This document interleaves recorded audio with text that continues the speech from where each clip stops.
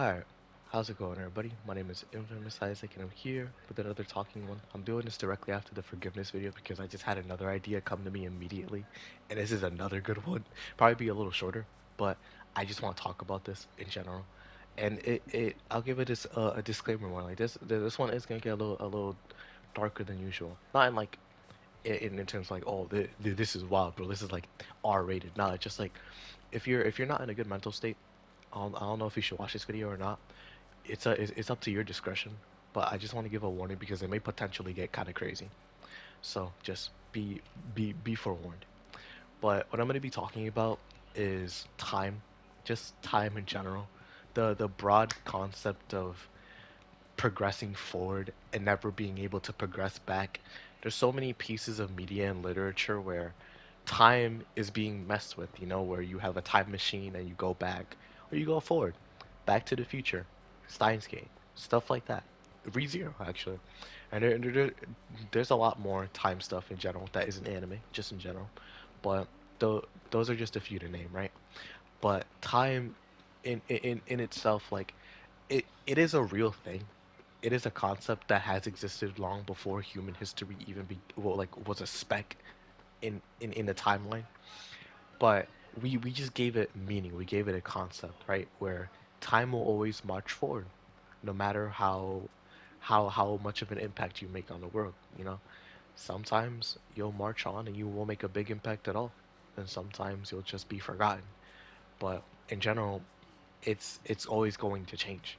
Time will always move forward, like like the sunrise and nightfall, like birth and death. Time will always keep going, and that's scary. Genuinely, like, as a human being, my life is finite. Everybody's life is finite. Immortality is such a coveted thing in stories, literature, and just life in general. People do covet immortality because they don't want their lives to end. They can't accept that, yeah, my time on earth is limited. And that's scary. Like, me me in general, like, I'm just getting emotional thinking about that. Like, yeah, I'll die at some point, and I may outlive my loved ones or my friends, and I may die last. I may die alone, right? And again, that's super like unsettling, uncomfortable even, and it's just people take solace in that, right? That that that's not a crazy thing to think about, but it is like an evolution of a mindset. Like Markiplier, I watch his videos, listen to his podcast, and he always talks about, like, with Unasanas, where you know having that timer, like, yo, I will die. I don't know when, I don't know how, but I will die. Having that as a motivator makes it less unsettling and less uncomfortable. You have that there as a reminder, like, yo, if I'm gonna die, I'll go out on my own terms, like, and not in terms of like, oh, I'm gonna kill myself before they can kill me. No, like, I mean more in the sense of you define your life, right? You define your life and you make the most of it regardless of the fear, the innate fear that you feel as a human being, and with the concept of death.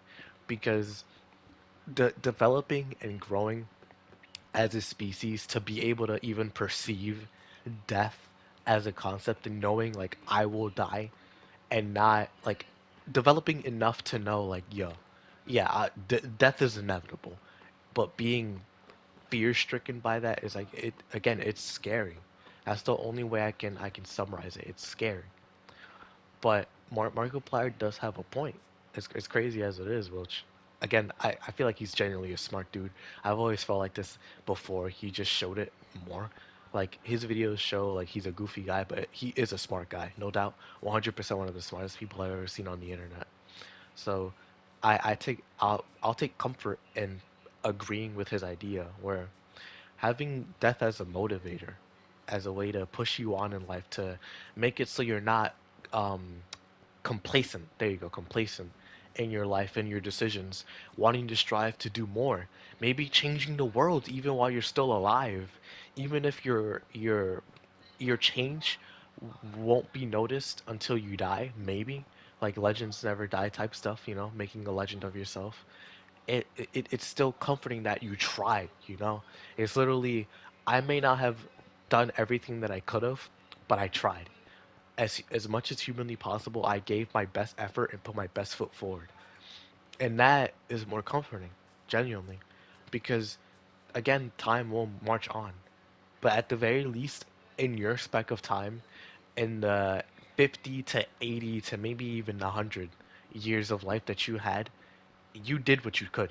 You changed the people's lives that you wanted to change, whether it be on a small scale or a grand scale, whether you put your feet on the moon or whether you help somebody, maybe you saved their life, maybe they're here because of you, or maybe you just made somebody smile, you know? Genuinely, you just made somebody happy by giving them a compliment in the street. Like, genuinely, it can be the smallest thing that you give meaning, but you did it and you found meaning in that, and that's fine, you know?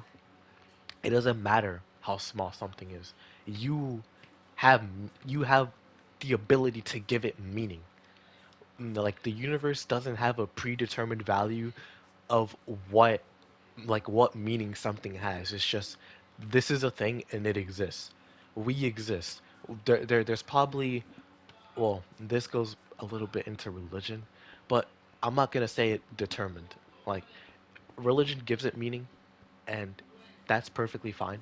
I'm not gonna shame you or go against it. I'm just saying there may not be meaning in why we're here. Everybody has different meaning behind it. You can find your solace in religion or science, Scientology, or just stuff like that in general. Like you could find meaning in that, but in general, you give meaning to what you want to have value, if that makes any sense. In general, what you do, you will give meaning. No matter whether your boss gives it meaning by giving you a paycheck or people devalue it by, saying like, oh, it's wrong, it's stupid. Like what?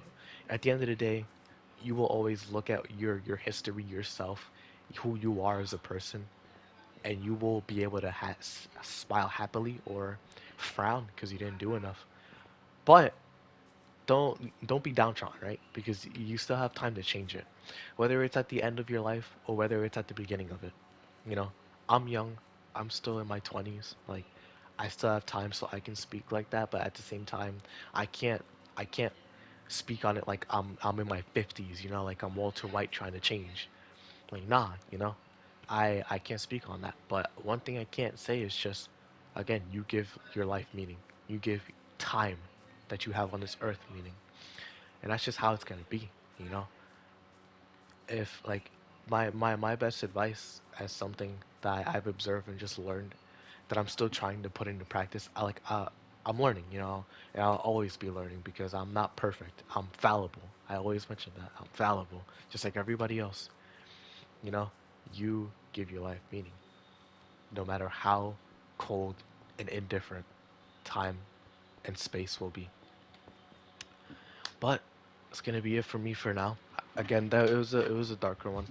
I don't usually go into like that subject matter, but I felt like I wanted to talk about it like really badly.